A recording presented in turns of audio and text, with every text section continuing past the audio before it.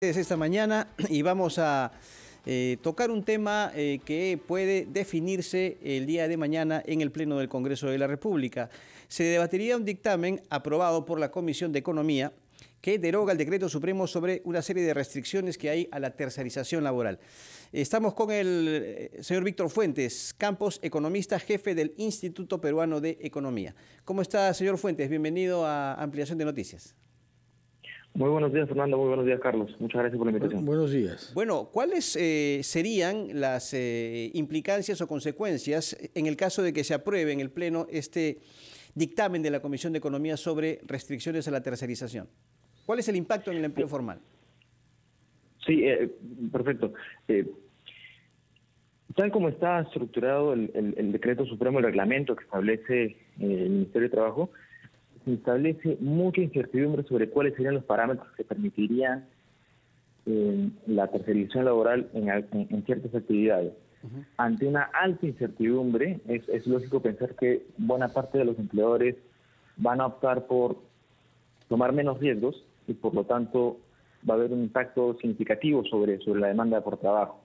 Nuestros cálculos indican que si esta incertidumbre muy alta, si es muy restrictiva, finalmente la aplicación del reglamento del NTP sobre la tercerización, y se llegan a casos como la previsión, apenas un quinto de los trabajadores tercerizados podrían ser absorbidos por las planillas de las empresas que las contratan a estos especialistas, dejando a 4/5, al 80% de los trabajadores en el desamparo.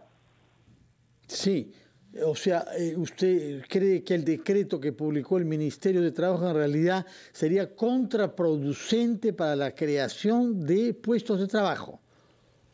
Completamente de acuerdo. De acuerdo. Ahora, ¿por qué es que la tercerización tiene tan mala prensa? ¿Qué se ha hecho mal para que en vez de ser valorizada como fuente de creación de empleo y de dinamismo en las empresas a las que prestan servicios, tenga una mala imagen? Precisamente ese es el problema de fondo, ¿no? Es innegable que han habido casos en los que se ha abusado de la tercerización laboral y perjudicado a algunos trabajadores. ¿En qué sentido abusado? Explíquenos en qué consiste el abuso de la tercerización. Hay algunas empresas, existen empresas que funcionan básicamente como cascarón y que abusan de los trabajadores, abusan de la tercerización y perjudican a algunos trabajadores pagándoles menos por algunas actividades que realicen de manera especializada, pero son algunas empresas muy puntuales. El problema de fondo está en la incapacidad de las entidades fiscalizadoras para identificarlas y sancionarlas oportunamente. De acuerdo. Buena parte de los problemas de la tercerización, yo creo que la tercerización existe en todo el mundo, con excepción de México. En el resto de los países de la OECD, la tercerización no se prohíbe, solo en México se prohibió.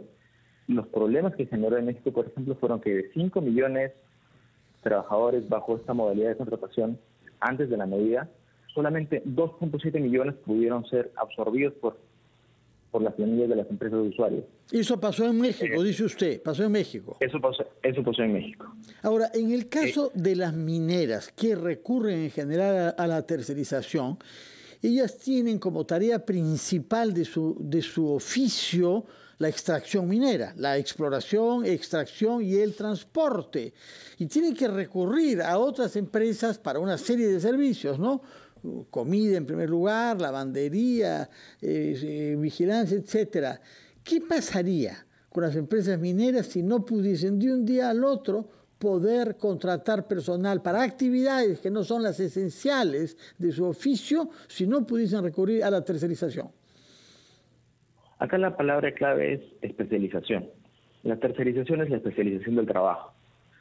Y si bien hay algunas actividades, digamos, que no forman parte del núcleo del negocio, y acá la definición del núcleo del negocio es la que va a generar incertidumbre porque lo va a definir, no es claro cómo se define, prácticamente lo definirían los inspectores de SUNAFIL, sería el principal problema del Decreto Supremo.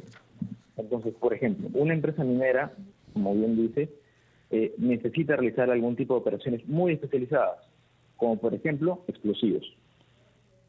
no se requiere hacer explosivos, hacer actividades de voladuras todos los días, pero cuando se requiere se contrata a los especialistas más calificados. Lo mismo, por ejemplo, cuando se tiene que hacer el mantenimiento de pasivos de relaves mineros, que son procesos que demandan una mano de obra muy especializada.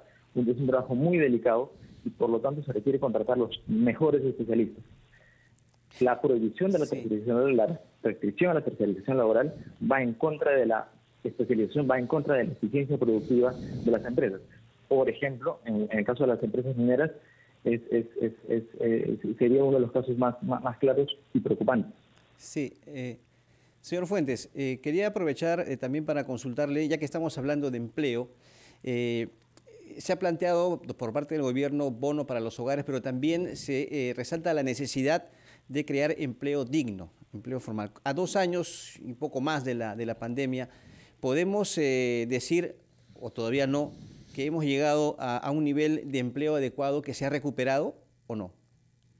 No. Y justamente es además una medida que nos cae en un momento bastante delicado del mercado laboral. A diferencia de la recuperación de la economía, del PBI, que ya en el 2021 estaba un poquito por encima del nivel prepandemia, todavía bastante débil en cuanto a los diferentes sectores, pero ya en positivo en general. El mercado laboral todavía está bastante débil.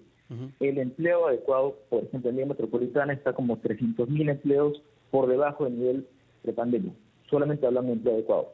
¿Ha habido una recuperación del empleo? Sí, pero esta recuperación se ha caracterizado por un deterioro del empleo, más subempleo, más empleo informal, con salarios nominales que se han venido recuperando, pero con una inflación bastante alta que ha perjudicado, ha superado el crecimiento de los salarios nominales. Tenemos salarios reales, es decir, tenemos un mercado laboral débil y con salarios más bajos. Y ante ese escenario de ingresos bajos, señor Fuentes, a ver, ¿de qué manera estamos sobreviviendo los peruanos? O sea, ¿están comprando menos? ¿Están comiendo menos al día, menos veces al día?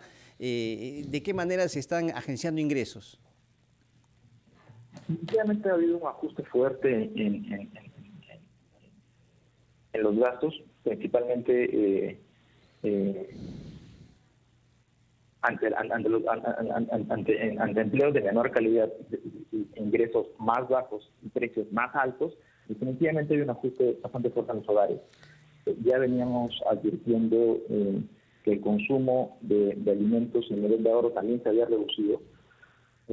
Y el problema es que no estamos teniendo la suficiente capacidad para generar empleos de calidad. De acuerdo. Muchas gracias. En todo caso, retenemos eso. El objetivo de ser crear empleos de calidad, como usted dice, lo cual supone que sean formales. Y veremos qué cosa se produce mañana cuando haya que revisar este decreto dictado por la ex ministra de Trabajo y Promoción del Empleo, que limita la tercerización en algunas empresas para actividades que no formen parte del núcleo de su oficio. Muchas gracias, señor Víctor Fuentes Campos. Recuerdo que usted es economista del Instituto Peruano de Economía.